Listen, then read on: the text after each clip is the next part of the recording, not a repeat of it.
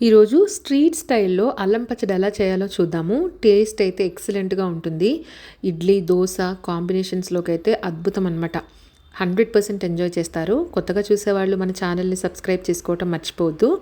చట్నీ చూసారు కదా! ఈ కన్సిస్టెన్సీలో ఇలా జారుగా ఉంటేనే అల్లం పచ్చడి టేస్ట్‌గా ఉంటుంది. అది ఓన్లీ టిఫిన్స్‌లోకే.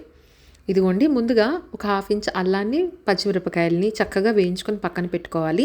దానికి సరిపడా బెల్లం కూడా నేను తీసుకున్నాను. కాస్త ఉప్పు ఇవన్నీ కలిపి వాటర్ వేసుకొని చక్కగా మిక్సీ పట్టుకోవాలి. కన్సిస్టెన్సీ అనేది కాస్త జారుగా ఉంటేనే టిఫిన్స్‌లోకి బావుంటుందండి.